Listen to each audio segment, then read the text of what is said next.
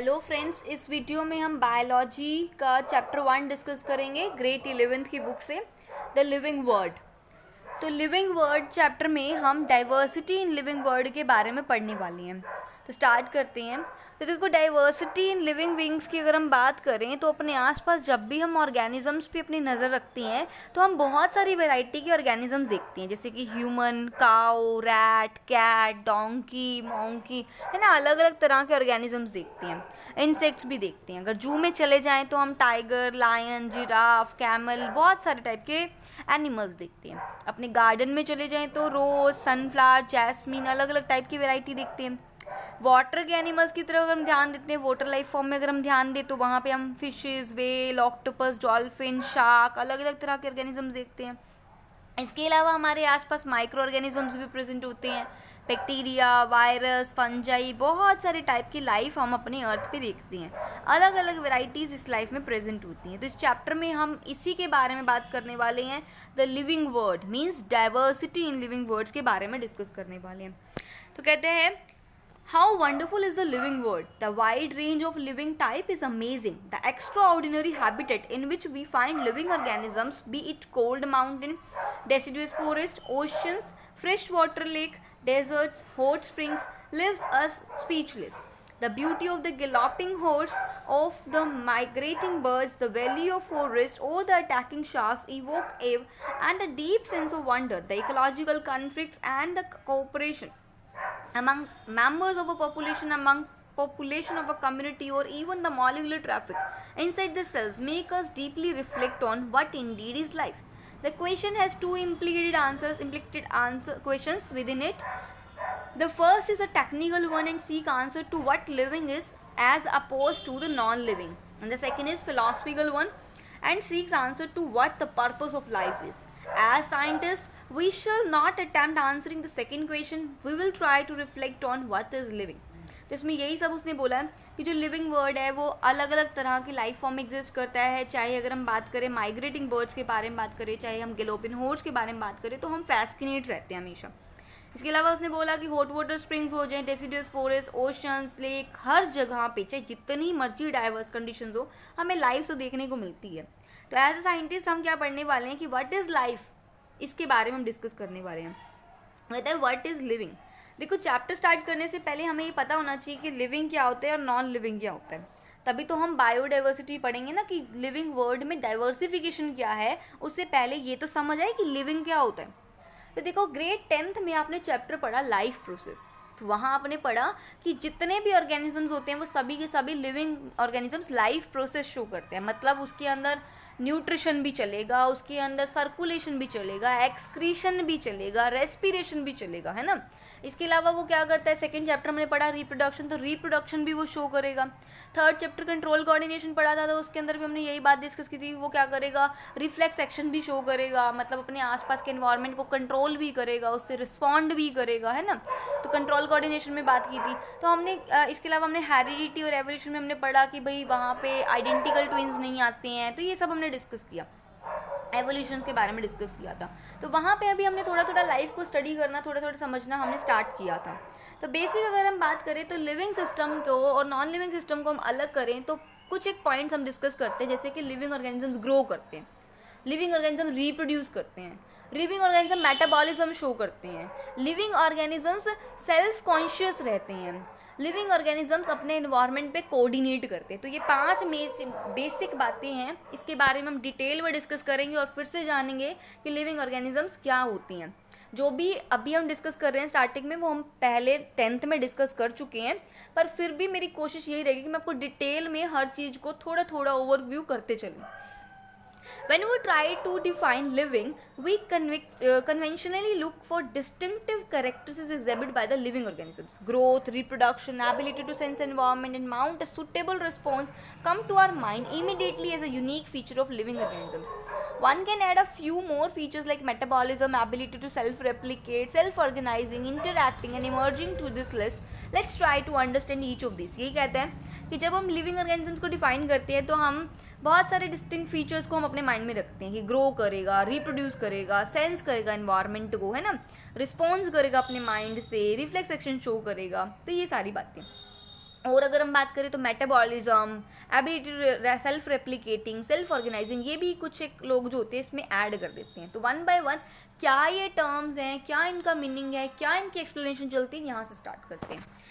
कहते हैं all living organisms grow करते हैं। ग्रो का मतलब क्या है? देखो ग्रोथ का मतलब जब मेरे माइंड में आता है तो मैं क्या सोचती हूँ, एक बड़ा बच्चा एक छोटा बच्चा, एक 10th क्लास का बच्चा लगा लो और एक हम लगा लेते हैं 1st 2nd क्लास का बच्चा।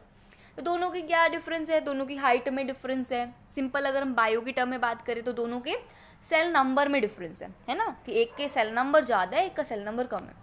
पॉपुलेशन में अगर हम बात करें तो पॉपुलेशन ग्रोथ का क्या मतलब होता है कि एक एरिया में अगर मान लो 5 लोग रहते थे, अगर वो 10 हो गए हैं तो वो पॉपुलेशन इंक्रीज हुआ है, मतलब पॉपुलेशन में ग्रोथ हुई है ना, ऐसी बात करते हैं।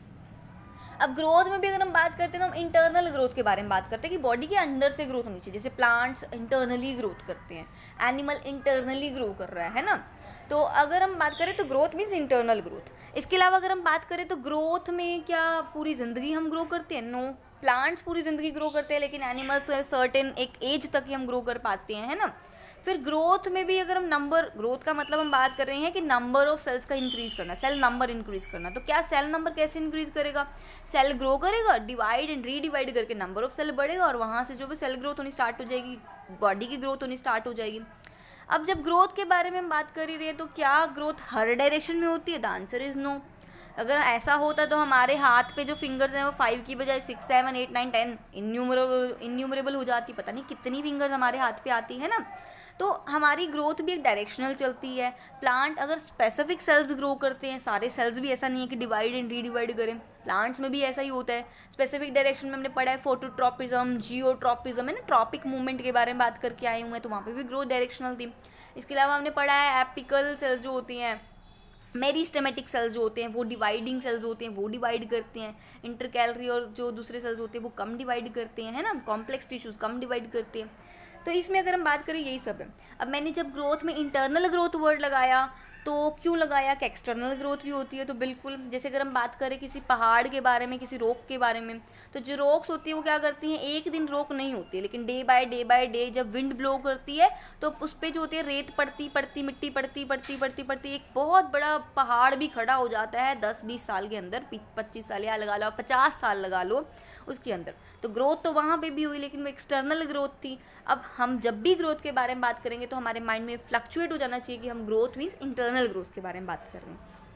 पढ़ते हैं, all living organisms grow, increase in mass and increase in number of individuals are 2 characteristics of growth. मतलब मास नंबर बढ़े और इंडिविजुअल्स का, कम्युनिटी बढ़ाने के लिए, पॉपुलेशन बढ़ाने के लिए इंडिविजुअल्स का ग्रो, तो उसी को हम ग्रोथ बोलते हैं। A multicellular organisms grow by cell division. In plants this growth by cell division occur continuously throughout life span. In animals this growth is seen only up to certain age. However, cell division occur in certain tissues to replace lost cells. Unicellular organisms grow by cell division. One can easily observe this in vitro cultivation. In vitro का मतलब है lab में, test tubes में, है ना। In vitro culture by simply counting the number of cells under the microscope. In majority of higher plants and animals, growth and reproduction are mutually exclusive events. One must remember that increase in body mass is considered as a growth. Non-living objects also grow if we take increase in body mass as a criteria of growth. Mountains, boulders, बड़े बड़े पहाड़ के टुकड़ों को बोलते हैं boulders, and sand mountains do grow. However, this kind of growth exhibited by non-living object is by accumulation of material on the surface. In living organisms, growth is from inside. Growth therefore cannot be taken as a defining property of living organisms. Conditions under which it can be observed by in all living organisms have to be explained, and then we understand that it is a characteristic of living system. A dead organisms do not grow. Next अगर हम category पढ़े that is reproduction. तो जितने भी living organisms होते हैं वो reproduce करते हैं, ऐसा भी नहीं है ना। जैसे स्टेराइल होते हैं, कुछ लोग होते हैं जो, अगर मैं हिंदी में बोलूँ, बांझ होते हैं ना, जो स्टेराइल पीपल होते हैं वो रिप्रोड्यूस नहीं कर पाते हैं। ऐसे अगर हम बात करें, हमारे जो वर्कर बीज होती है वो भी रिप्रोड्यूस नहीं करती है ना। म्यूल है वो रिप्रोड्यूस नहीं करता है। तो कुछ ऑर्गेनिजम्स होते हैं जो इंडिविजुअल लेवल पे ग्रोथ रिप्रोडक्शन नहीं करते हैं। इट मीन्स हमने पढ़ा है कि रिप्रोडक्शन इंडिविजुअल लेवल पे कोई फ़र्क नहीं डालता, लेकिन हाँ अगर कम्युनिटी के या स्पीशीज़ के सारे लोग रिप्रोडक्शन करने से मना कर देंगे तो स्पीशीज़ एंडेंजर में चली जाएगी।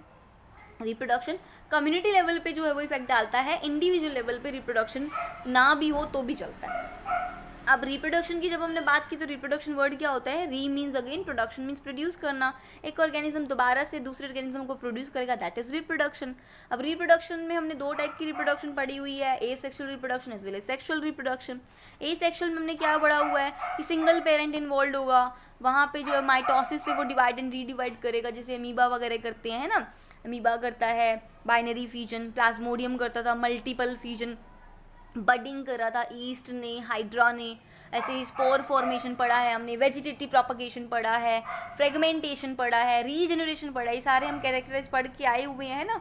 तो रिप्रोडक्शन में एसेक्सुअल पढ़ा, फिर सेक्सुअल रिप्रोडक्शन में भी हमने पढ़ा बाइसेक्सुअल फ्लावर्स, यूनिसेक्सुअल फ्लावर्स के बारे में हम डिस्कस करके आए हुए हैं। इसके अलावा हमने ह्यूमन बींग्स में सेक्सुअल रिप्रोडक्शन पढ़ी है, और हमने ये भी पढ़ा है कि सेक्सुअल रिप्रोडक्शन में जब प्रोजेनी फॉर्म होती है, मतलब आगे ऑर्गेनिजम्स प्रोड्यूस होते हैं, तो वो आइडेंटिकल नहीं बनते हैं, सिमिलर होते हैं, पेरेंट से मैच करते हैं, लेकिन वो देख के हम पता कर सकते हैं कि बच्चा कौन सा और पेरेंट कौन सा है। कुछ ना कुछ वेरिएशंस भी आती हैं, सेक्सुअल रिप्रोडक्शन में ज़्यादा वेरिएशंस आती हैं। क्यों? क्योंकि कोई भी बायोलॉजिकल प्रोसेस 100% रिलायबल नहीं होती है। यही सब हम पढ़ के आए हैं। इसी में देखते हैं, कहते हैं मल्टी सेलर ऑर्गेनिजम्स। अब ये एक बात और याद रखना कि रिप्रोडक्शन इंडिविजुअल लेवल पे ज़रूरी नहीं होती है। हाँ, नॉन लिविंग ऑर्गेनिज्म कभी भी रिप्रोड्यूस नहीं करेगा, एक बड़ी चेयर से छोटी चेयर ज़िंदगी में कभी भी नहीं बनने वाली है। लेकिन ऐसा नहीं है कि एक इंडिविजुअल अगर बोल दे कि मैं तो धर्मात्मा बनना चाहता हूँ, सन्यासी बनना चाहता हूँ, रिप्रोड्यूस नहीं करूँगा, तो एक ऑर्गेनिज्म के ना रिप्रोड्यूस करने से भी काम चलता है। बाकी तो करें ना, रिप्रोडक्शन से स्पीशीज तो जनरेट हो ही रही है। तो इसमें ध्यान रखना इस बात का। In multicellular organisms, reproduction refer to the production of progeny possessing features more or less similar to those of the parents. Invariably and implicitly, we refer to sexual reproduction. Organisms reproduced by asexual mean also. Fungi multiply and spread easily due to the millions of asexual spores they produce. In lower organisms like Hydra and yeast, we observe budding. In Planera, flatworm, we observe true regeneration. That is, the fragment organisms regenerate the lost part of its body and become a new and organism. In fungi, filamentous alga, the protonema of mosses, all easily multiply by fragmentation. When it comes to unicellular organisms like bacteria, unicellular alga or amoeba, reproduction is synonymous with growth. ठीक है, that is number of cells. We have already defined growth as the equivalent of increase in cell number or mass. Hence, we notice that in single cell organisms, we are not very clear about the usage of these two terms, growth and reproduction. तो वहाँ तो grow करेगा, grow करके divide कर देगा, फिर grow करेगा, फिर डिवाइड करेगा, है ना, ऐसे चलता है वहाँ तो। Further there are many organisms which do not reproduce, mule, sterile worker bees and infertile human couple etcetera. Hence, reproduction also cannot be all-inclusive defining character of living organisms. Of course, no non-living organism is capable of reproducing or replicating by itself. हमने दो features पढ़ लिए, growth and reproduction से। एक third हम बात करते हैं मेटाबॉलिज्म के बारे में। मेटाबॉलिज्म का क्या मतलब होता है? हमारी बॉडी के अंदर जितनी भी केमिकल रिएक्शंस चलती हैं वो सारी की सारी मेटाबॉलिक रिएक्शंस होती हैं। जिन कंपाउंड्स के बीच में चलती है, जिन केमिकल्स के बीच में, that are chemicals are called metabolites. जैसे कार्बोहाइड्रेट्स, फैट्स, प्रोटीन, ये सारे मेटाबोलाइट्स हो गए, और इनकी वजह से जो भी हमारी बॉडी में रिएक्शंस चल रही हैं, that reactions called metabolic reactions. जैसे हमारी बॉडी में डाइजेशन चलता है, तो हम बात करते हैं डाइजेशन मतलब ब्रेक डाउन ऑफ फूड। हम माउथ से फूड को एंटर करवाते हैं, वो च्यू करते हैं, टीथ की हेल्प से सलाइवा मिक्स होता है, स्लेवरी माइलेज वर्क करता है, बोलस फॉर्म में कन्वर्ट होकर ईजोफेगस में चला जाता है, ईजोफेगस के बाद स्टमक में चला जाता है, स्टमक में HCl म्यूकस पैप्सिन उस पर वर्क करता है, फिर अल्टीमेट वो स्मॉल इंटेस्टिन में जाता है। स्मॉल इंटेस्टिन में हमारे पास स्मॉल इंटेस्टिन की जो इंटेस्टिनल ग्लैंड्स होती हैं, फिर उसके साथ साथ लीवर और पैनक्रियाज का सिक्रीशन भी उसमें चला जाता है, वो भी उसका वर्क करता है। वहाँ जाके एब्जॉर्प्शन हो जाती है, एब्जॉर्प्शन के में फूड मिक्स हो जाता है, सारी रिएक्शंस चलती हैं। ये जितनी भी रिएक्शंस बॉडी में चली सारी मेटाबॉलिक रिएक्शंस हैं। ऐसे अगर हम बात करें, हमारा जब ट्रांसपोर्ट सिस्टम डिस्कस करा तो हमने एक्सक्रीटरी सिस्टम डिस्कस किया। एक्सक्रीटरी सिस्टम में भी हमने पढ़ा हुआ है कि वहाँ पे यूरिन फॉर्मेशन चलती है, नेफ्रॉन बेसिक फिल्ट्रेशन यूनिट है, वो फिल्टर करता करता चलता है ना, urine formation, uric acid, urea, ammonotelic, हमने अलग अलग एक्सक्रीशन में भी अलग अलग प्रोसेसेस पढ़े हुए हैं। तो वो भी क्या है, मेटाबॉलिक रिएक्शंस हैं, बायोलॉजिकल रिएक्शन है, सिस्टम के अंदर चल रही हैं ना, तो क्या हो गई, मेटाबॉलिक रिएक्शन। ऐसे ही रेस्पिरेशन में हमने पढ़ा हुआ है। रेस्पिरेशन में क्या होता था, हम ऑक्सीजन एंटर करवाते थे, वो हमारी बॉडी में प्रेजेंट फूड से रिएक्ट करके वो बनाता था, ऑक्सीजन एनर्जी फॉर्मेशन करता था। वहाँ पे भी क्या थी, एक रिएक्शन फॉर्मेशन हुई है। अभी रिएक्शन भी क्या होती है, मल्टीपल स्टेप्स में होती है, वहाँ पे भी एंजाइम्स वर्क करते हैं।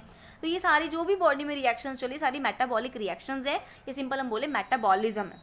ठीक है। अब ध्यान देने वाली बात ये है कि बॉडी के अंदर चलने वाली reactions biological reaction, metabolism reactions हैं। अब ये रिएक्शन हम लैब में भी करवा सकते हैं। लैब में हमने नॉन लिविंग सिस्टम में करवाया, हमने टेस्ट ट्यूब में करवाया, तो ये जो रिएक्शन हुई metabolic reaction, these are living reactions, लेकिन वह हुई कहाँ है? इन विट्रो में हुई है, ये ध्यान रखना है। All living organisms are made up of chemicals. These chemicals, small or big, belonging to the various classes, size and function, etc., are constantly being made and changes into some other biomolecules. These conversations are chemical reactions or metabolic reactions. There are thousands of metabolic reactions occur simultaneously inside all living organisms, be they unicellular or multicellular.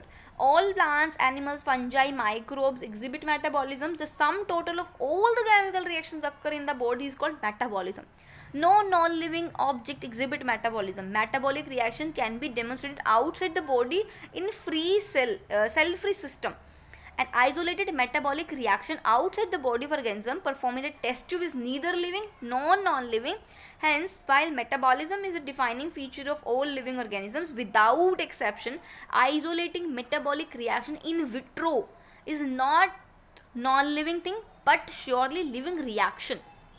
ये हमने बड़ा important पढ़ा कि ये वो living reaction जरूर है, living thing नहीं है, लिविंग रिएक्शन है। नेक्स्ट अगर हम बात करें सेलुलर ऑर्गेनाइजेशन में, तो जब भी हम ऑर्गेनिजम्स को हम बात करते थे तो हमने दो टाइप के ऑर्गेनिजम्स पढ़े हुए हैं, unicellular as well as multicellular. मतलब ऑर्गेनिज्म होने के लिए एक सिंगल सेल का होना, कंप्लीट सेल का होना ज़रूरी है। कंप्लीट सेल में हमारे 3 बेसिक फीचर्स होने ज़रूरी होते हैं। मतलब हमारे पास सेल मेम्ब्रेन होनी चाहिए, न्यूक्लियस होना चाहिए और साइटोप्लाज्म होनी चाहिए। 3 चीज़ें होनी चाहिए सेल पूरा करने के लिए, और सेल पूरा होगा तभी लाइफ होगा। जैसे वायरस की अगर हम बात करें, वायरस में जेनेटिक मटेरियल होता है, न्यूक्लिक मटेरियल होता है, सेल साइटोप्लाज्म भी होता है, ठीक है, लेकिन उसके पास सेल मेम्ब्रेन नहीं होती है। उसकी जगह वो प्रोटीन की लेयर होती है, प्रोटीन का कोट होता है। सेल मेम्ब्रेन ना होने की वजह से वो outside the host body non living consider होता है, क्योंकि वो कंप्लीट सेल नहीं है। जैसे ही वो बॉडी पे एंटर करता है, किसी ह्यूमन पे एंटर कर गया, अटैक कर गया, जैसे वायरस अटैक करते हैं, वायरल डिजीज हो जाती हैं, तो वहाँ पे वो क्या करता है, होस्ट बॉडी के सेल के अंदर वो कंपोनेंट को, अपने जेनेटिक मटेरियल को ऐड करवा देता है, और उसके होस्ट के सेल का यूज़ करके अपने जेनेटिक मटेरियल को रेप्लिकेट करवा देता है, अपने जेनेटिक मटेरियल को डबल करवा देता है। तो वहाँ पे क्या हुआ, उसने रिप्रोडक्शन दिखा दिया inside the host body. Reproduction तो लिविंग दिखा पाता है, इसलिए inside the host body virus living होता है, और आउटसाइड द होस्ट बॉडी क्योंकि उस पर सेल ही नहीं होता तो वो नॉन लिविंग होता है। डिटेल में वायरस के बारे में हम चैप्टर 2 में डिस्कस करेंगे। फिलहाल थोड़ा सा हमने मैंने आइडिया दे दिया आपको कि लिविंग होने के लिए सेल का होना जरूरी है। अब जब सेल्स अगर आपस में अगर हम बात करें तो सेल, सिंगल सेल की अगर हमने बात की तो सेल्स आपस में इंटरेक्ट करते हैं, टिश्यू होता है, टिश्यू बनता है, टिश्यूज आपस में इंटरेक्ट करते हैं, ऑर्गन बनता है, ऑर्गन आपस में रिएक्ट करते हैं, ऑर्गन सिस्टम बनता है, जिससे हमारी बॉडी जो है मल्टी सेलर ऑर्गेनिज्म जैसा ह्यूमन बॉडी जैसा स्ट्रक्चर वर्क कर पाता है। मतलब जो भी काम चला सेल में इंटरेक्शन की वजह से चला। चलो ये तो बहुत मैक्रोस्कोपिक लेवल पे बात हो गई।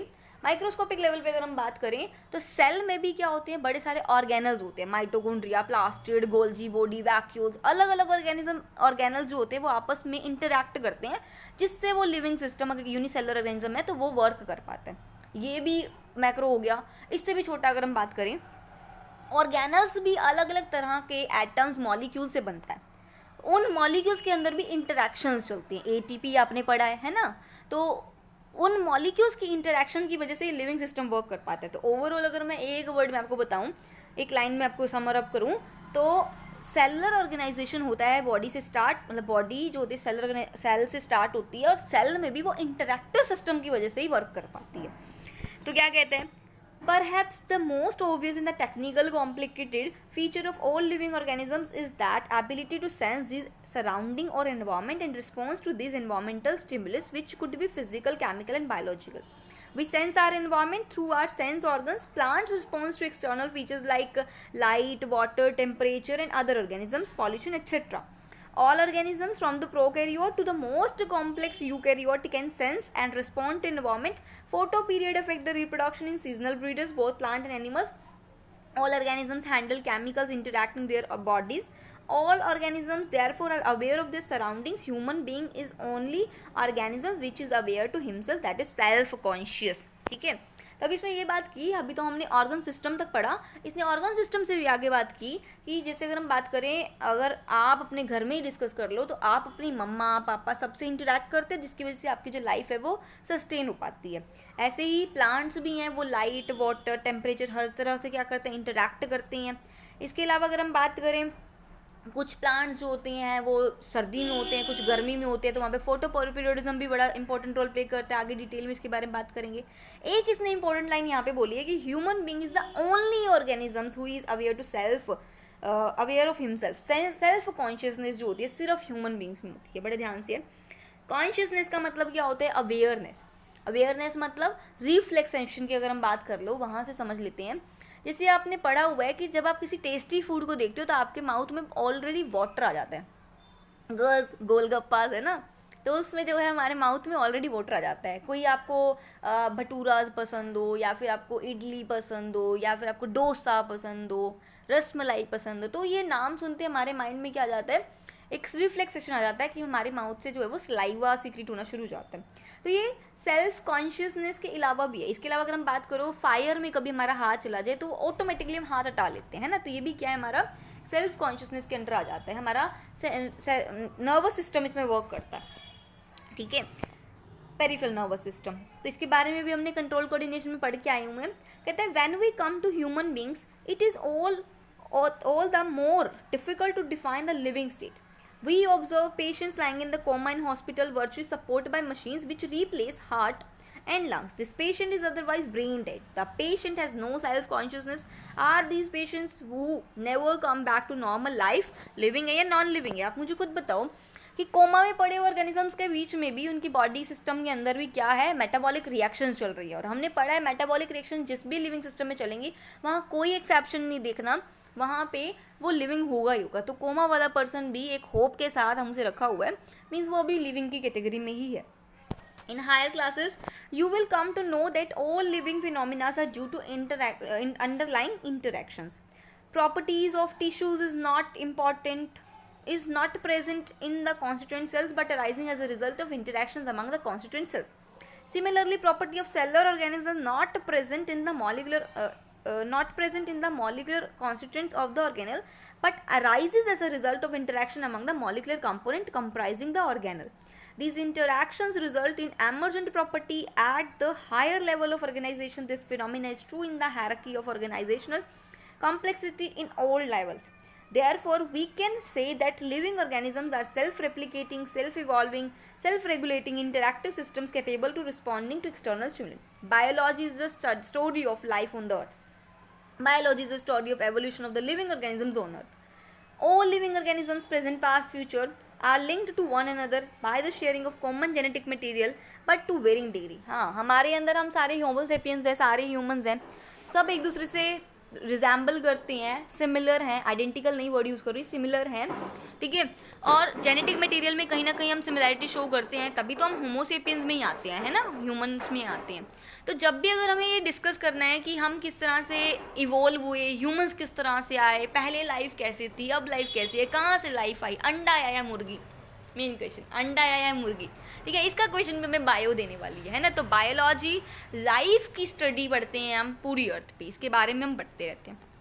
तो हमने ये तो समझ लिया कि लिविंग क्या होता है और नॉन लिविंग क्या होता है। अब बात करते हैं डाइवर्सिटी इन लिविंग ऑर्गेनिजम्स में, कि जितना भी हम पढ़ने वाले हैं इसमें कितनी ज़्यादा डाइवर्सिटी है। देखो, कहते हैं कि अगर हम अपने आसपास देखते हैं लिविंग ऑर्गेनिजम्स में, पोटेड प्लांट्स देख लो, इंसेक्ट्स देख लो, बर्ड्स, पैट्स, दूसरे ऑर्गेनिजम्स, प्लांट्स, जितना भी अगर हम देखते हैं, सेवरल ऑर्गेनिजम्स हम अपने आसपास देखते हैं, नेकेड आई से ना देखने वाले ऑर्गेनिजम्स को अगर हम डिस्कस करें, जैसे डिकम्पोजेस हो जाते हैं, माइक्रोब्स हो जाते हैं, तो हम बहुत सारी वेराइटीज़ अपने आसपास देखते हैं। ऑब्वियसली अगर हम एक छोटा सा एरिया, मान लो मैं पानीपत से हूँ, तो अगर मैं पानीपत के एरिया को अगर हम स्टडी करती हूँ तो हो सकता है मुझे वैरायटी कम दिखे, लेकिन पानीपत हरियाणा में आता है, अगर मैं हरियाणा थोड़ा सा एरिया और भी बढ़ा लूँगी तो मुझे बहुत ज़्यादा वैरायटी देखने को मिलेगी। अब हरियाणा के अलावा मैं अगर इंडिया को कर दूँगी कंसीडर, तो वहाँ पे इंडिया में मुझे और भी ज़्यादा वैरायटी देखने को मिलेगी।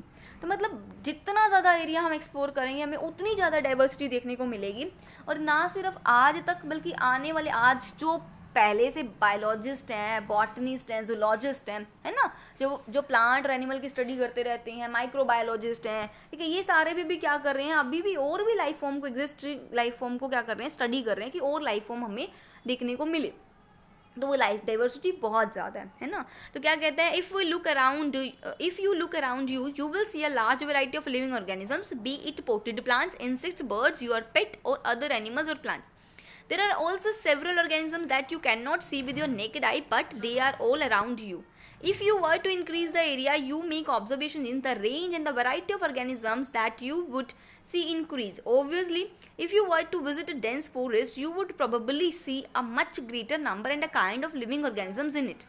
Each different kind of plants, animals, organisms that you see represent a species. The number of species are known and describing range between 1.7 to 1.8 million and refer to the biodiversity or the number and type of organisms represent on Earth. We should remember here that as we explore new areas and even old ones, new organisms are continuously being identified. As stated earlier, there are millions of plants and animals in the world. We know the plant and animal in their own area by their local name. अब देखो एक और बात समझ आती है, ठीक है, डाइवर्सिटी बहुत ज़्यादा है, अब इतनी डाइवर्सिटी को हम 1 by 1 तो नहीं पढ़ सकते, ग्रुप्स बनाएंगे और ग्रुप्स में डिस्कस करेंगे.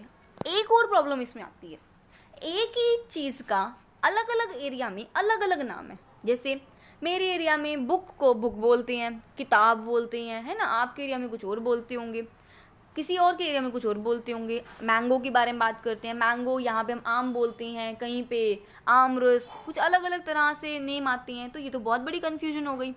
मैंने अगर किसी चीज़ के बारे में स्टडी कर भी रखी है और कोई प्रॉब्लम आ रही है, मैं तो उसे डिस्कस, मुझे पता है कि इंग्लैंड में बैठा हुआ पर्सन जो है वो इसकी मुझे हेल्प कर सकता है, लेकिन इंग्लैंड वाले पर्सन से मेरा कम्युनिकेशन गैप बैठ जाता है. तो मुझे स्टडी कैसी होगी, किस तरह से जो होता है, किस तरह से जो है वो, मतलब हम क्या करेंगे, ऑर्गेनिजम्स को हम स्टडी कर पाएंगे, बड़ा कम्युनिकेशन गैप आ जाएगा. तो उस कम्युनिकेशन गैप को कंप्लीट करने के लिए हमने एक ऐसा सिस्टम बनाया है कि हम एक ऑर्गेनिज्म को एक ही नाम देंगे, ऐसा नाम देंगे जो पूरे वर्ड में एक जैसा चले. उसको बोलते हैं बाइनोमियल नॉमेनक्लेचर. एक ऑर्गेनिजम्स का 2 वर्ड वाला नेम देंगे, ठीक है, बाइनोमियल नॉमेनक्लेचर. ठीक है, अब नाम देने से नाम देंगे, ठीक है, ये पहले इतना ही पढ़ते हैं. We as started earlier, there are millions of plants and animal in the world. We know the plant and animal in their own areas by their local name. This local name would vary from place to place even within a country. Probably you would recognise the confusion that would be created if we do not find ways and means to talk to each other, to refer to organisms we are talking about, है ना. तो हमें पता नहीं चलेगा अभी किसके बारे में बात कर रहे हैं. जैसे मैं बोलूँ माई नेम इज सिमरन, अगर किसी को इंग्लिश नहीं आती है तो वो तो समझ ही नहीं सकता ना कि माय नेम इज सिमरन का मतलब ही क्या है. तो वहाँ कम्युनिकेशन गैप है. कम्युनिकेशन गैप को ख़त्म करने के लिए हमने क्या किया है, एक नॉमेनक्लेचर का एक साइंटिफिक वे हमने प्रोस्पेक्ट किया. Hence, there is a need to standardize the name of living organisms such that a particular organism is known by the same name all over the world. This process is called nomenclature. तो nomenclature तक तो समझ आ गया. अब एक बात बताओ, आपके घर में आपका कज़न आए, से बुआ का बेटा आया, तो आपका दिमाग पहले आपको बताता है कि ये बुआ का बेटा है और उसके बाद आपको उसका नाम याद आता है ना. मतलब पहले आपने उस पर्सन को आइडेंटिफाई किया कि ये बुआ का बेटा है, चाचा का बेटा है, मामा का बेटा है, कौन सा कज़न है.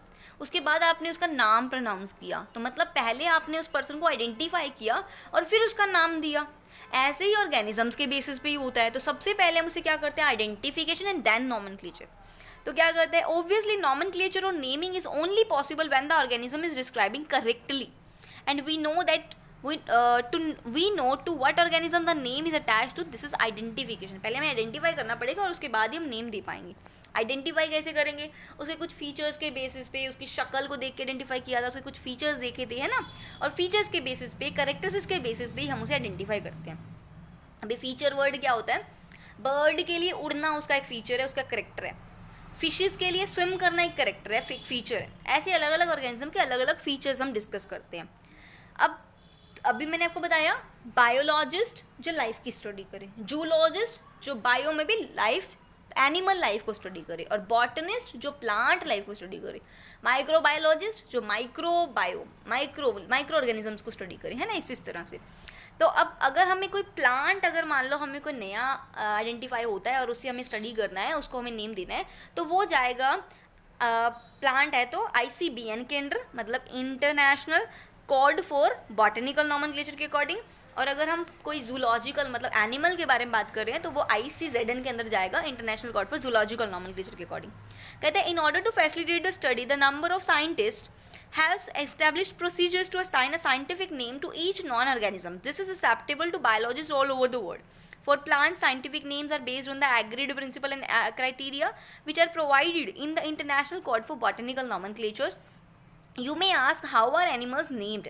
Animal taxonomists have evolved International Code for Zoological Nomenclature. The scientific name ensures that each organism has only one name.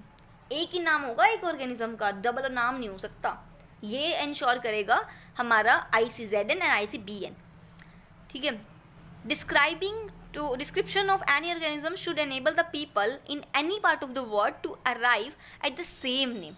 They also ensure that such a name has not been used for any other non organisms के लिए दूसरा नाम होगा ही। मतलब जैसे आम है तो आम को आम ही बोलेंगे, मैंगीफेरा इंडिका बोलते हैं, और अगर पैरेट है तो पैरेट को कोई और नाम दिया जाएगा, अगर हमारी लीची है तो लीची को कोई और नाम हम देंगे, ऐसा।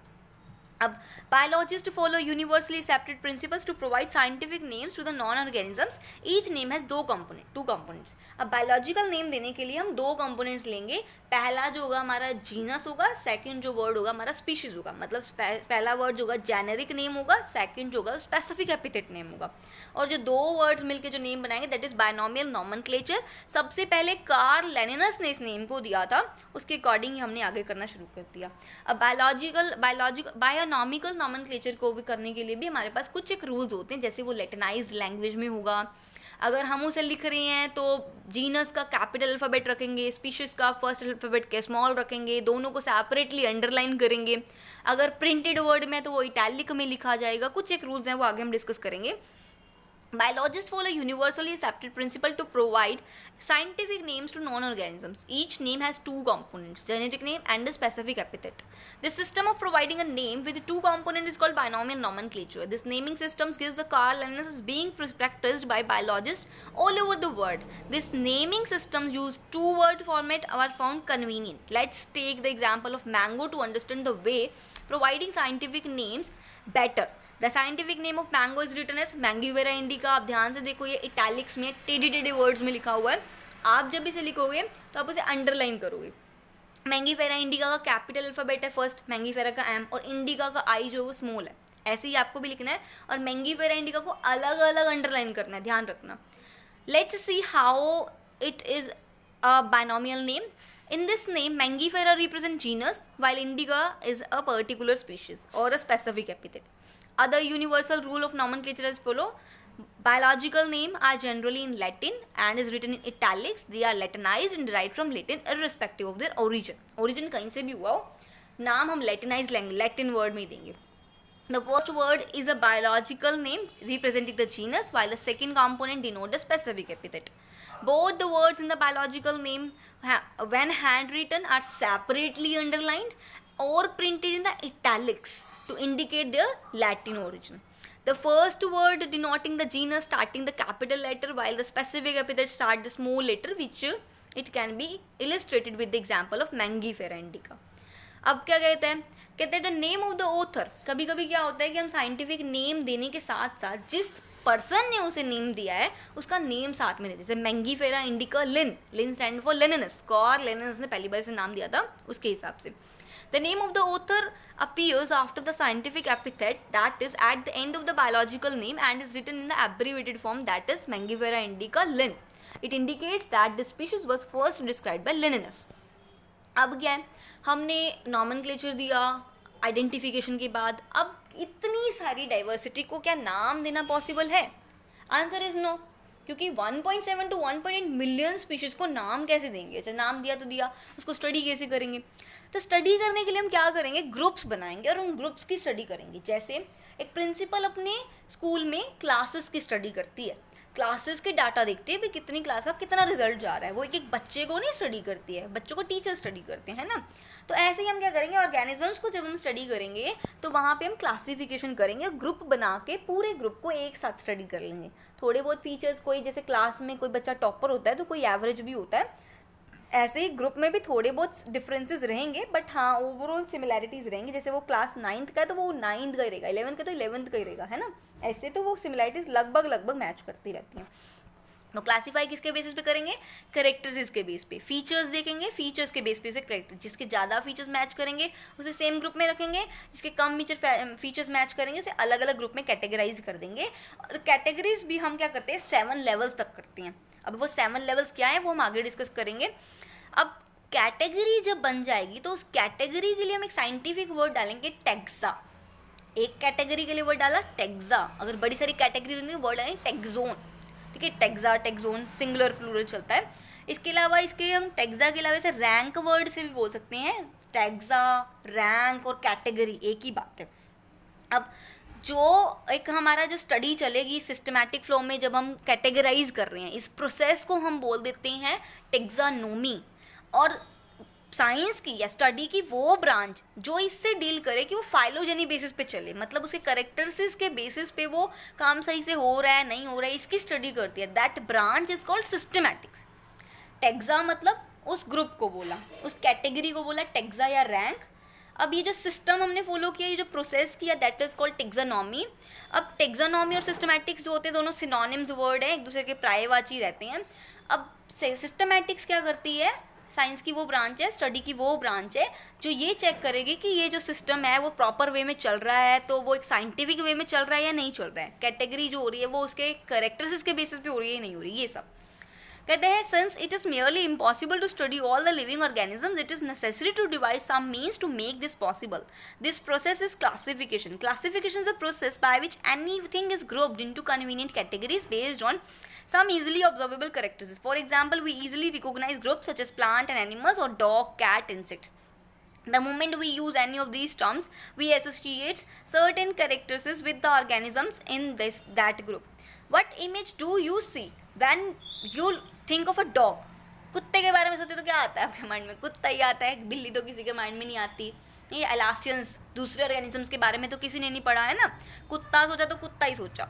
Obviously each one of us will see dog and not cat. Now if we were to think of Alsatians, we know what we are thinking about. किसी और के बारे में सोचोगे तो कोई और ही आएगा आपके माइंड में, है ना।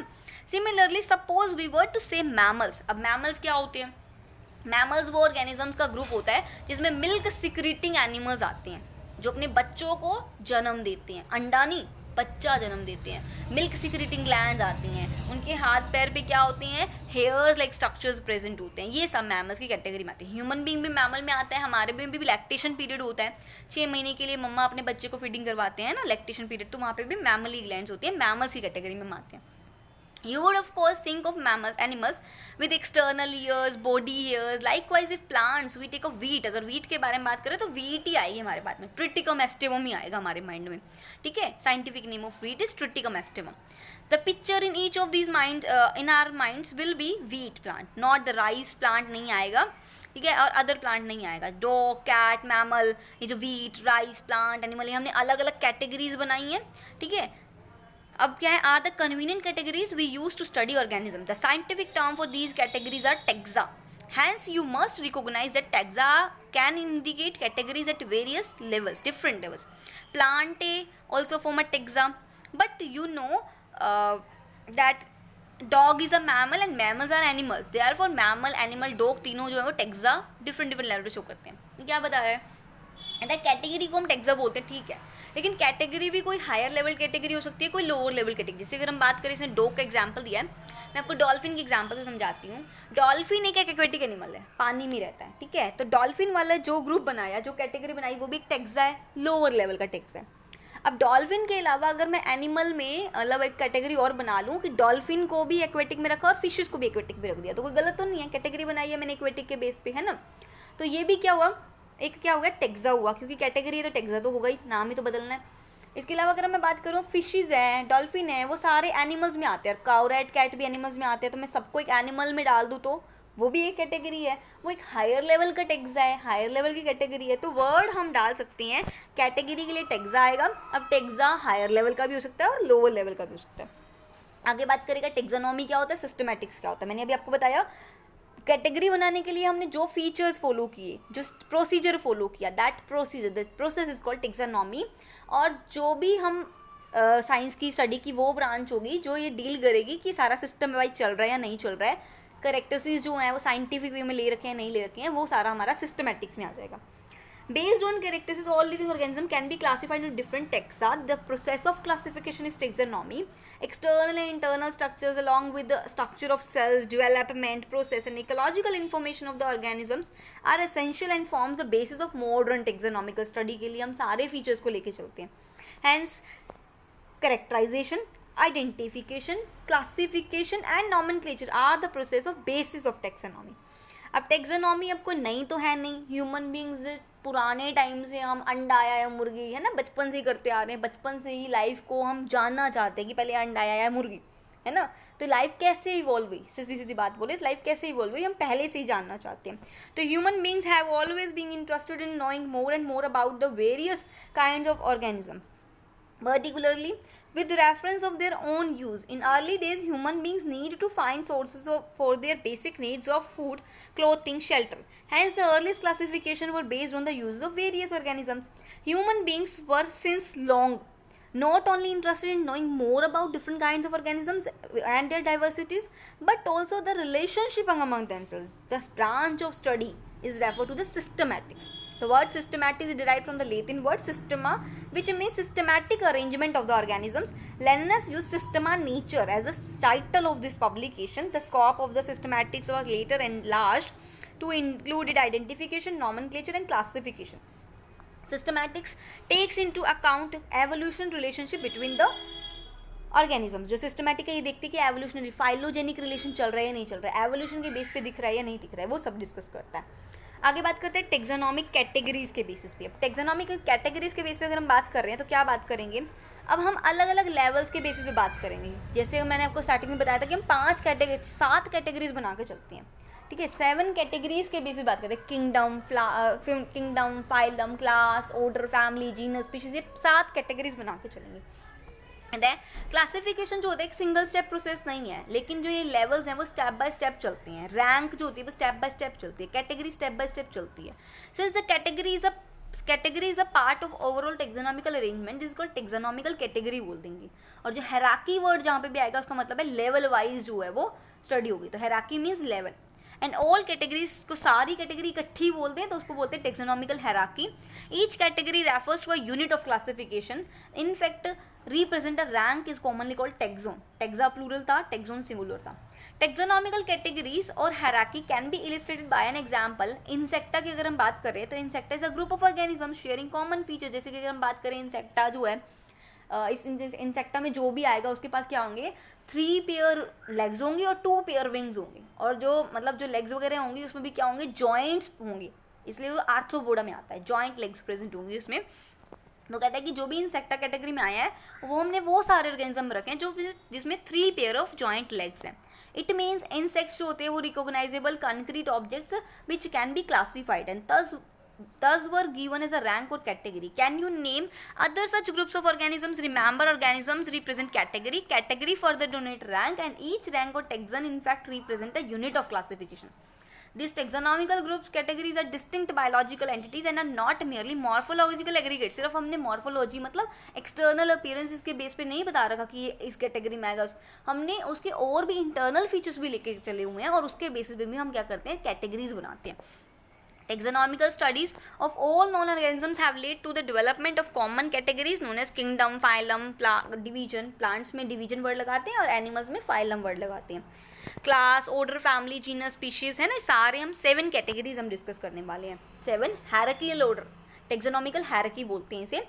कहते हैं कि all organisms include those of the plant and animals kingdom have species as the lower category.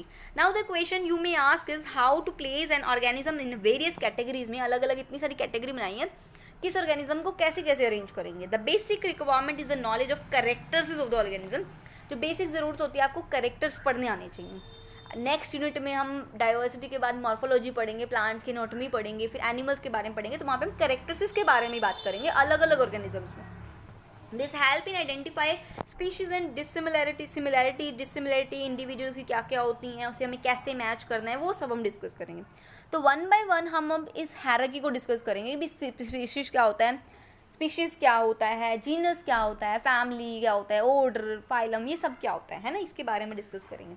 तो स्पीशीज की अगर हम बात करें तो स्पीशीज में वो ऑर्गेनिजम्स आएंगे जो आपस में रिप्रोड्यूस कर सकते हैं, ऐसे ऑर्गेनिजम्स जो अभी भी क्या करते हैं, बहुत सारी सिमिलैरिटी शो करते हैं, कुछ कुछ डिफरेंसेस हैं बट बहुत थोड़ी डिफरेंसेस हैं, सिमिलैरिटीज़ ज़्यादा हैं, और वो रिप्रोडक्शन की कैपेबिलिटी शो करते हैं आपस में, तो उसे हम बोलते हैं एक स्पीशीज़ के मेंबर हैं। जैसे होमोसेपियन, ह्यूमंस एक स्पीशीज़ के मेंबर है क्योंकि वो आपस में रिप्रोड्यूस कर सकते हैं। लायन एक स्पीशीज़ के मेंबर है, पैंथेरा लियो, क्योंकि वो क्या करते हैं, रिप्रोड्यूस कर सकते हैं आपस में। टाइगर की अलग स्पीशीज़ हो जाती है, लेपर्ड की अलग स्पीशीज़ होती है, वीट अलग स्पीशीज़ का है, राइस अलग स्पीशीज़ की है। द रीज़न इज़ वीट से ही रिप्रोड्यूस करेगा, वीट का प्लांट वीट वाले प्लांट से ही रिप्रोड्यूस कर पाता है ना। तो स्पीशीज़ वो होंगे ऐसे ऑर्गेनिजम्स का ग्रुप जो आपस में, मेन फीचर मैंने आपको बताया, जो रिप्रोड्यूस करने की कैपेबिलिटी रखेंगे। अब हमने बायनॉमियल नॉमेनक्लेचर में बात की थी कि हमने 2 वर्ड वाला नॉमेनक्लेचर हम डिस्कस करते हैं। अब 2 वर्ड वाले नॉमेनक्लेचर में अगर हम बात करें तो हमने बायनॉमियल पहला वर्ड डाला था जीनस का, दूसरा वर्ड डाला था स्पीशीज़ का। तो स्पीशीज़ में जो जैसे मैंगीफेरा इंडिका, तो इंडिका स्पीशीज़ है, होमोसेपियन में सेपियन स्पीशीज़ है। ऐसे ही 2-4 वर्ड्स और भी लर्न करेंगे, साथ साथ याद करना। Taxonomical study consider a group of individual organism with fundamental similarity as species. One such be able to distinguish one species from the other closely related species based on the distinct morphological differences. Let's consider Mangifera indica, Solanum tuberosum potato को बोलते हैं। और आगे अगर हम बात करें, कहाँ गया, हाँ, और Solanum tuberosum, Panthera leo, lion को बोलते हैं। All the 3 names, indica, tuberosum, leo, ये सारे क्या है, स्पेसिफिक एपिथेट है या सिंपल बोलेंगे स्पीशीज़ है। लेकिन जो पहले वाले वर्ड है मैंगीफेरा, सोलिनम एंड पैंथेरा, ये सारा क्या जीनस है और रिप्रेजेंट करते हैं हायर लेवल ऑफ टेक्सा को। जो ईच जीनस में हैव 1 और मोर। अब जीनस के अंदर बड़ी सारी स्पीशीज़ हो सकती हैं, एक जीनस में 5, 7, 10, 12 स्पीशीज़ हो सकती हैं, लेकिन एक स्पीशीज़ के अंदर जो कैरेक्टर होंगे वही वाले सिमिलर होंगे। 2 अलग अलग स्पीशीज से हम बात किया, लियो में लायन आते हैं, ट्यूबरोसम में पोटैटो आते हैं, 2 अलग अलग स्पीशीज़ है और इनके ऑर्गेनिजम्स में काफ़ी ज़्यादा डिफरेंसेस होंगे, ठीक है। लेकिन एक स्पीशीज़ के जो मेंबर है उसमें सिमिलैरिटीज़ ज़्यादा मैच करेंगी। कहते हैं ईच जीनस में हैव 1 और more than 1 specific epithet representing different organisms but having morphological similarities. For example, Panthera, Panthera के अंदर 3 स्पेसिफिक एपिथेट, 3 स्पीशीज आती हैं, Panthera leo, Panthera tigris, Panthera pardus. मतलब लियो मतलब लायन, टिग्रिस मतलब टाइगर एंड पार्डिस मतलब leopard, ठीक है, 3 आती हैं। ऐसे सोलिनम की अगर हम बात करें तो सोलिनम ट्यूबरोसम, जिसमें पोटैटो को बोलते हैं, सोलिनम मेलोंगेटा, जिसे हम ब्रिंजल को बोलते हैं, सोलिनम मेलोंगेटा। तो 2 स्पीशीज तो हमने इसमें भी बात कर ली। ह्यूमंस की अगर हम बात करें, होमोसेपियन, होमो इरेक्टस, होमो हिबिलस, ऐसे से हम बात करेंगे तो ये अलग अलग स्पीशीज आ गई। तो क्या कहता है, human being belong to the species sapiens which is grouped into genus Homo में। तो साइंटिफिक नेम जो हो गया ह्यूमन बींग्स का, वो क्या हो गया, होमो सेपियन। जब भी आप लिखोगे तो होमो में H कैपिटल, सेपियन में S स्मॉल, और दोनों को सेपरेटली अंडरलाइन करना है, ठीक है।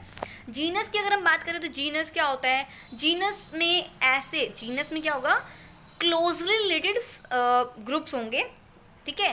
तो genus comprise a group of related species, अलग अलग। जैसे पैंथेरा था, पैंथेरा एक जीनस था जिसके अंदर 3 स्पीशीज आई थी, लियो, पार्डस एंड टिग्रिस, ठीक है। तो ऐसे सोलिनम में ट्यूबरोसम भी आया और मेलोंगेटा भी आया, 2 स्पीशीज आ गई। तो क्या होगा, क्लोजली रिलेटेड स्पीशीज का ये ग्रुप होगा। अब 2 जीनस हैं, जैसे हमने पैंथेरा पढ़ा और सोलिनम, 2 अलग अलग जीनस हैं, तो पैंथेरा वालों की सिमिलैरिटी ज़्यादा होगी और सोलिनम वालों की सिमिलैरिटी ज़्यादा होगी। मतलब आपस में पैंथेरा और सोलिनम वाले ऑर्गेनिज्म से सिमिलैरिटी कम होगी, एक जीनस के ऑर्गेनिज्म की सिमिलैरिटी मैच होगी। हाँ, स्पीशीज़ में ज़्यादा से ज़्यादा सिमिलैरिटीज़ होंगी, आगे चलते चलते जैसे जीनस में सिमिलैरिटी कम हो जाएंगी, ठीक है। We can say that genus is aggregate of close related species. For example, potato and brinjal are 2 different species, but both belong to the genus Solanum. Lion, Panthera leo, leopard, Panthera pardus, and tiger, Panthera tigris have several common features and are all species of the genus Panthera. This genus differ from the different genus Phallus, including cat. ऐसे ही Phallus में भी आते हैं, Phallus में cat आते हैं, Phallus catus होता है जिसका साइंटिफिक नेम cat का है, ठीक है। ऐसे ऐसे डॉग का भी रहता है, Phallus से चलता है। ऐसे फैमिली की अगर हम बात करें तो फैमिली क्या होता है, group of closely related genus, genus का ग्रुप बन जाता है, ठीक है। The next category family has a group of related genera with still a less number of similarity as compare to the genus and species. Species में सबसे ज़्यादा similarity, genus में थोड़ी कम, फैमिली में और भी थोड़ी कम, है ना, तो और भी ज़्यादा डिफरेंसेस आने शुरू हो जाते हैं। तो family are characterised by the basis of their both vegetative and reproductive features of the plant. Among plants for example 3 genera Solanum, Petunia, Datura, ये 3 हैं जीनस हैं, सोलेनम, पिटूनिया, डेटूरा, ये सोलिनेसी के अंदर आ जाती है। सोलिनेसी फैमिली भी हम पढ़ेंगे, आपका 5th चैप्टर है उसमें पढ़ेंगे, 5th 6th चैप्टर में। Among animals for example genus Panthera comprises lion, tiger, leopard is put along the genus Felis, cat वाले में रख दिया क्योंकि टाइगर की कुछ सिमिलैरिटीज आती है ना कैट से, इस वजह से तो इकट्ठे में नाम दे दिया पैंथेरा जीनस को भी और फैलिस वाले जीनस को भी इकट्ठे नाम दिया फैलिडे। ऐसे ही अगर हम बात करें फीचर रहता है कैट और डॉग का, उसमें सिमिलैरिटी भी आती है और डिफरेंसेस भी आती हैं, यानी अलग अलग जो है वो फैमिली में रखा गया। कैट वाली फैमिली में आया फैलिडे और कैनिडे, कुत्तों को हमने कहा कैनिडे के अंदर, ऐसे ही, ठीक है। नेक्स्ट बात करें ऑर्डर, तो ऑर्डर में क्या होगा, क्लोजली रिलेटेड फैमिलीज का ग्रुप हो जाएगा। You have seen earlier that categories like species, genus and families are based on the number of similar characteristics.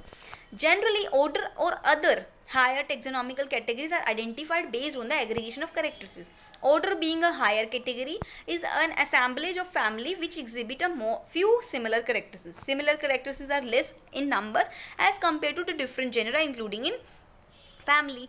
Plant families are Convolvulaceae, Solanaceae are included in the order Polymonales. ठीक है, एक पॉलीमोनेल्स के अंदर कौन कौन सी आ गई, कॉन्वोलेसी फैमिली भी आ गई और सोलनेसी फैमिली भी आ गई। Based on the floral arrangement, भाई फ्लावर्स की कैसे अरेंजमेंट रहती है, उसकी एस्टिवेशन क्या रहती है, हम चैप्टर 5 में डिस्कस करने वाले हैं कि क्या फ्लोरल कैरेक्टरिस्टिक्स क्या होती हैं। एनिमल्स जैसे ऑर्डर हम कार्निवोरा, ठीक है, इसके अंदर अगर हम डालते हैं तो हमारे जो है फैलिडे और कैनिडे दोनों आ जाते हैं, कुत्ते बिल्ली दोनों की जो हमारी हमने बनाई थी फैमिलीज में आ जाते हैं, कार्निवोरा में आ जाता है। ऐसे क्लास की अगर हम बात करें तो क्लास में क्या आएगा, ऐसी कैटेगरीज मतलब सेम ऑर्डर का ग्रुप होगा, है ना, कैटेगरीज इंडिकेटिंग रिलेटिंग ऑर्डर आ जाएंगे, ठीक है। फॉर एग्जांपल ऑर्डर प्राइमेटा के अंदर monkey, gorilla, gibbon is placed in the class Mammalia के अंदर रख दिया along with the Carnivora which include animals like tiger, cat and dog. Class Mammalia के अंदर दूसरे भी ऑर्डर आ जाते हैं। तो अभी हमने बात की स्पीशीज का ग्रुप, जीनस बनाया, जीनस बड़ी सारी मिलके ऑर्डर बना रहे थे, ऑर्डर बड़े सारे मिलके क्लासेस बना रहे हैं, ऐसी क्लासेस बड़ी सारी मिलके क्या बना लेंगे, एनिमल्स में फाइलम और प्लांट्स के केस में हम डिवीजन वर्ड डाल देंगे। बड़ी सारी क्लासेस का ग्रुप फाइलम या डिवीजन कहलाता है। The classes comprising animals like fishes, amphibians, reptiles, birds along with the mammals constitute the next higher category बना दी phylum. All these based on the common features like presence of notochord, dorsal hollow, neural cord। ये दो main feature है phylum के लिए, notochord होनी चाहिए, dorsal होलो, neural code होनी system होना चाहिए, इंक्लूडिंग द फाइलम। कोडेटा के अंदर डाल दिया इसने, कोडेटा फाइलम में। ऐसे प्लांटे में अगर हम बात करें तो प्लांटे में हम सेम चलेगा कि भैया क्लासेस का ही ग्रुप होगा, लेकिन उसके लिए हम वर्ड अलग कर देंगे, फाइलम ना वर्ड के हम डिवीजन वर्ड डालेंगे, ठीक है। जैसे एंजियोस्पर्मा, जिम्नोस्पर्मा, जितने भी फ्लावरिंग प्लांट्स है सारे हमने डाल दिए एंजियोस्पर्मा डिवीजन के अंदर, और जितने भी नॉन फ्लावरिंग है सारे जिम्नोस्पर्मा में तो नहीं डालते, सीड बियरिंग प्लांट्स हम डालते हैं जिम्नोस्पर्मा के अंदर, बट फ्लावर नहीं आता उनमें। किंगडम की अगर हम बात करेंगे, बिल्कुल टॉप लेवल का चलता है, इसमें बहुत कम सिमिलैरिटीज होती हैं, डिफरेंसेस बहुत ज़्यादा होते हैं। टोटल पूरी डाइवर्सिटी हमने 5 किंगडम में क्लासीफाई कर रखी है, Monera, protista, fungi, plantain, Animalia. इसके बारे में चैप्टर 2 में डिटेल में जाएगा, तो एक बार डिस्कस करते हैं। All organisms belonging to various phyla are assigned to the highest category called kingdom Animalia in the classification system of animals. जो kingdom plantae है on the other hand is distinct and comprises all plants from various divisions. Henceforth we were referred to those groups of animals and plant kingdom. मतलब सारा बड़े सारे phylum मिलके division बना रहे, बड़े सारे ऐसे अगर हम बात करें बड़े सारे फाइलम मिलके क्या बना रहे, किंगडम बना रहे, बड़े सारे डिवीजन मिलके भी क्या बना रहे, किंगडम बना रहे। तो इस तरह से हम 7 कैटेगरीज पढ़ते हैं। सबसे ज़्यादा सिमिलरिटी मिली स्पीशीज़ में, unit of classification is species, है ना, और सबसे कम सिमिलरिटी मिली हमें किंगडम में। 5 किंगडम होते हैं टोटल, जितना भी हमने 1.7 1.8 बिलियन हमारी डाइवर्सिटी है, टोटल 5 किंगडम में हमने क्लासीफाई कर रखी है। The taxonomic categories from species to kingdom have been shown in the ascending order starting from species in figure 1.1. developed subcategories in this hierarchy to facilitate more sound and scientific placement of the various taxa. Look at the hierarchy of the figure 1.1. Can you recall the basis of arrangements? Say, for example, if you go higher from species to kingdom, the number of common characters go on decreasing. Lower the taxa, more the characters that the members within the taxa shares. Higher the category, greater the difficulty to determine the relationship of other taxa at the same level. Hence the problem of classification become more complex. ऐसे अगर table 1.1 की अगर हम बात करेंगे तो इसमें कुछ उसने बताया है. जैसे मैन है, होमोसेपियन बायोलॉजिकल नेम है, जीनस क्या है Homo, family Hominidae, order Primata, class Mammalia, phylum क्या चलेगा इसका कोडेटा. House fly Musca domestica, genus Musca, family Muscidae, order Diptera, class Insecta में जाएगा और phylum Arthropoda. Mango Mangifera indica, genus Mangifera, family Anacardiaceae, order चलेगा इसका सेपिंडेल्स और क्लास डाइकोटिलीडन और डिवीजन चलेगा इसका एंजियोस्पर्मा. वीट ट्रिटिकम एस्टिवम, जीनस आएगा ट्रिटिकम, फैमिली पोएसी, ऑर्डर चलेगा इसका पोएज, मोनोकोटिलीडन क्लास में चलेगा और डिवीजन चलेगा एंजियोस्पर्मा. इस तरह से हम लर्न कर लेना इसका जो डाटा हमारा एनसीईआरटी है वो बहुत ज़रूरी है. लास्ट टॉपिक हमारा चैप्टर का टेक्सोनॉमिकल एड्स. टेक्सोनॉमिकल एड्स की हम बात करते हैं तो देखो अभी हमने बात की थी ना स्टार्टिंग में कि जितना ज़्यादा एरिया उतनी ज़्यादा डाइवर्सिटी, और अभी भी हम देख रहे हैं कि हमें ज़्यादा से ज़्यादा डाइवर्सिटी स्टडी करने को मिले. तो टेक्सोनॉमिकल एड्स वो टूल्स होंगे जो हमें हेल्प करेंगे कि कोई स्पीशीज़ हमने पता चली, मेरे लिए वो न्यू है, हो सकता है पहले किसी ने स्टडी कर रखी हो, तो वो टूल्स जो मुझे ये डिटेक्ट करने में हेल्प करेंगे क्या ये पहले तो नहीं आ चुकी है, या फिर ये हमें स्पीशीज़ कौन सी में रखना है, जीनस कौन से में जाएगा, फाइलम कौन से में जाएगा, कौन से किंगडम में जाएगा, वो सब है ना. तो टेक्सोनॉमिकल एड्स एक तरह के टूल होते हैं. जैसे किसी प्लम्बर को टैप ठीक करने के लिए क्या चाहिए, उसके टूल्स चाहिए. किसी मैकेनिक को कार ठीक करने के लिए टूल्स चाहिए. तो ऐसे ही हमें डाइवर्सिटी को स्टडी करने के लिए भी टेक्सोनॉमिकल एड्स चाहिए, मतलब टूल्स चाहिए. तो क्या कहते हैं, taxonomical study of the various species of plants and animals and other organism are useful in agriculture, forestry, industries and in general in knowing our bio resources and the diversity. These studies would require correct classification and identification of organisms. Identification of organisms require intensive laboratory and field study. The collection of actual specimen of plants and animal species is essential and is the prime source of taxonomical studies. These are also fundamental to studies and essential for training in systematics. It is used for classification of a specimen. In some cases, the specimen is preserved for future studies. Biologists have established certain procedures and techniques to store and preserve the information as well as the specimens. Some of these are explained to help you understand the usage of these aids. तो सबसे पहला हमारा add है herbarium. Herbarium क्या होता है, देखो A3 size sheet के ऊपर हम क्या करते हैं. देखो जब मैं अपने टाइम की अगर बात बताऊं तो हम जहाँ पे भी स्टडी करने गए थे, हम बंजार वैली गए थे. तो बंजार वैली में हमें जो मतलब हमें काम का जो प्लान था, तो हमने वो क्या किया, हम बड़े सारे न्यूज़पेपर लेके गए और उसके न्यूज़पेपर में हमने क्या किया, 1 बाय 1 उसे रखना, प्लेस करना स्टार्ट कर दिया. फिर आने के बाद मैंने क्या किया, उससे अपने जो बेड के जो मैट्रेस होते हैं, गद्दे होते हैं, उसके नीचे उन न्यूज़पेपर को रख दिया ताकि वो अच्छे से प्रेस हो जाए. 1 वीक के बाद मैंने ये चेक किया कि कौन सा प्लांट जो था वो ठीक ठाक है, और उसके बाद उसे A3 साइज शीट के ऊपर क्या किया था, प्लेस किया, उसे पेस्टिंग की, और साथ में मैंने ये लिख दिया कि ये किस लोकेशन से जो है वो कलेक्ट किया गया है, किस डेट को कलेक्ट किया था, क्या इसका साइंटिफिक नेम है, और जो इन्फॉर्मेशन मुझे मिली मैंने वो सब लिख दी. ऐसे करके हमने बड़े सारे जो है वो अलग अलग बच्चे जो थे अलग अलग जगह पे जैसे गए, तो वहाँ पे क्या हुआ, बड़े सारे हमारे पास अलग अलग फैमिलीज़ के अलग अलग क्या हो गए, प्लांट्स इकट्ठे हो गए, बड़े सारे प्लांट्स इकट्ठे हो गए, है ना. तो हमने स्पेसिमेंस इकट्ठे हो गए, तो वो उसे हम बोलते हैं हर्बेरियम. हर्बेरियम की शीट्स होती हैं A3 साइज़ की शीट्स, उसके ऊपर हम प्लांट्स की स्पेसिमेंस को कलेक्ट करके रखते हैं फॉर फ्यूचर स्टडी. अब मान लो मैंने जो प्लांट स्टडी किया, मुझे स्टार्टिंग में तो नहीं पता था उसका नाम क्या है, तो मैंने क्या किया, अपने सर की लैब में से, सर की जो उनकी जो हर्बेरियम थी उसमें से उन्होंने कुछ शीट्स मुझे दी, तो वहाँ से मैंने मैच करने की कोशिश की कि भाई कौन सा प्लांट मेरे वाले प्लांट से मैच करता है, ताकि मैं उसका नेम लिख सकूँ, है ना. तो हर्बेरियम क्या होता है, herbarium is a store house of collected plant specimens that were dried, pressed and preserved on sheets. Further these sheets are arranged according to the universally accepted system of classification. These specimens, along with their descriptions on herbarium sheets, become a storehouse or repository for future use. ठीक है. The herbarium sheets also carry a label providing information about date, the place of collection, ठीक है, English, local, botanical name, families, collector's name, etc. Herbarium also serve as a quick referral system to the taxonomical study. तो ये herbarium का पुराना तरीका था. आज तो हम फ्लावर्स ऑफ इंडिया की वेबसाइट पे जाते हैं और वहाँ जाके जो है वो उसके फ्लोरल अरेंजमेंट्स के बेसिस पे, उसके लीफ के पैचेस के अरेंजमेंट पे हम स्टडी कर लेते हैं. सीधी सीधी बात. तो ये ट्रेडिशनल वे में, लेकिन हम अभी भी इसको जो है वो फॉलो करते हैं. नेक्स्ट अगर हम बात करें बॉटेनिकल गार्डन, ये तो थे हमने थोड़े थोड़े जो वो पेजेस पे इकट्ठे कर लिए. अब बॉटेनिकल गार्डन्स क्या होते हैं? बॉटेनिकल गार्डन्स ऐसे प्लेसेस होते हैं जहाँ पे हम क्या करते हैं, प्लांट्स को ग्रो करवाते हैं और उनके प्लांट्स के ऊपर ही हम क्या करते हैं, उनका साइंटिफिक नेम रख देते हैं, उन्हें लेबल करने की कोशिश करते हैं.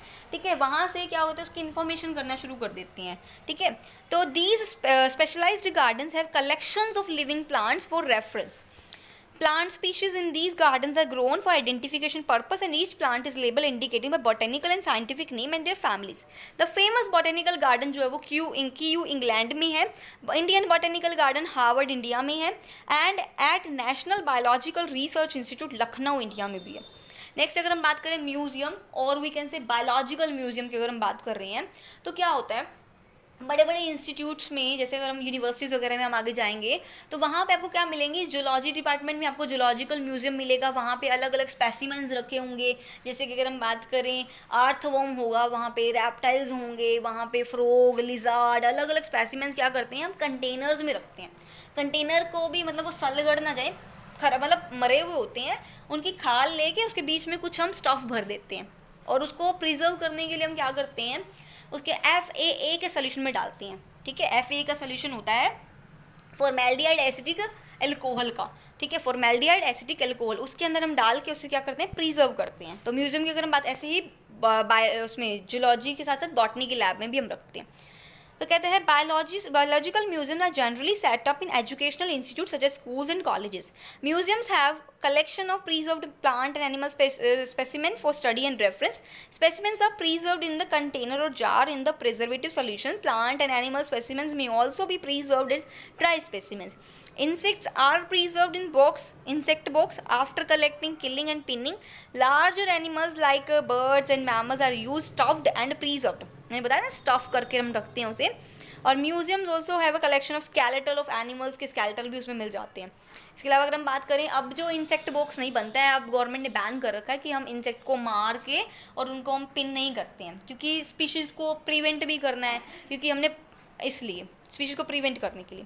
नेक्स्ट अगर हम बात करें जूलॉजिकल पार्क, जूलॉजिकल पार्क क्या होते हैं, जिसे हम नॉर्मल जू भी बोल देते हैं. तो वहाँ पे भी क्या होते हैं, wild life sanctuaries, endangered species, सब कुछ नेचुरल हैबिटेट जैसे उन्हें प्रोवाइड किया जाता है. बाग्स के पीछे रखा जाता है, उन्हें प्रॉपर फूड दिया जाता है, तो वहाँ पे उसे प्रिजर्व करके रखते हैं. These are the places where wild animals are kept in protected environment under human care and which enable us to learn about their food habits and behavior. All animals in the zoo are preserved as far as possible. The conditions similar to the natural habitat. Children love visiting these parks commonly called zoo.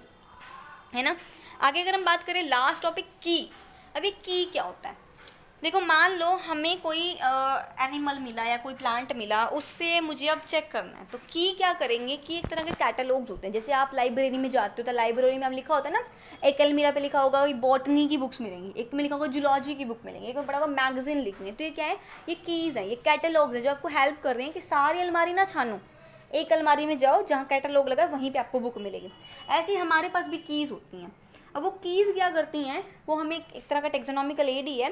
जैसे मान लो मुझे एक plant मिला है, तो वो मैं की चेक करूँगी, वो की मुझे बताएगी, दो फीचर्स बताएगी. बीच में जैसे मान लो एक कैरेक्टर उसने देख लिया, उस कैरेक्टर की उसने दो क्या दे दिए, लेड दे दी, एक कपलेट दे दिया. मतलब उसने बोला कि अगर ये ए टाइप का है तो आप लेफ्ट साइड में जाओ, अगर ये बी टाइप का है तो आप राइट साइड में जाओ. तो उसने दो ऑप्शन दिए, मैं दोनों में से कोई एक ही चूज़ करूँगी. उसने एक कपलेट दिया था, मैंने एक लेड जो है वो चूज़ किया. अब बी में गया तो नेक्स्ट उसने दोबारा से एक कपलेट दे दिया, उसने दो फीचर्स बता दिए कि अगर ये वन टाइप का है तो आप लेफ्ट में चले जाओ, सेकंड टाइप का है तो राइट में चले जाओ. इस तरह से करते करते कीज़ हमें कपलेट देती हैं, कपलेट में से हम एक लेड एक्सेप्ट करते हैं और उसके बेसिस पे हम आगे जाते हैं. अल्टीमेटली जाते जाते एक अननोन प्लांट स्पीशीज़ या अननोन एनिमल स्पीशीज़ से हम नोन एनिमल स्पीशीज़ तक पहुँच जाते हैं. Keys are another taxonomical aid used for identification of plants and animals based on the similarity and dissimilarities. The keys are based on the contrasting characteristics, generally in a pair called couplet. It represents the choice made between two opposite options that result in acceptance of any one and rejection of the other. एक अगर accept के दूसरा reject अपने आप ही हो गया. Each statement in the key is called lead. Separate taxonomical keys are required for each taxonomical category such as family, genus, species. For identification purpose के लिए अलग अलग कीज होती हैं. Keys are generally analytical nature की होती हैं. ठीक है. इसके अलावा अगर हम बात करें, एक वर्ड आता है फ्लोरा. एरिया का जितना भी प्लांट वाला पोर्शन है दैट इज फ्लोरा, और एनिमल वाला पोर्शन है दैट इज फोना. मैनुअल्स क्या होती हैं? एक ही एरिया की जितनी भी डाइवर्सिटी है उसको हमने स्टडी कर दिया, उसमें रख दिया मैनुअल है. मोनोग्राफ एक ही स्पीशीज के बारे में जितना अच्छे से लिखना है मोनोग्राफ हो गया.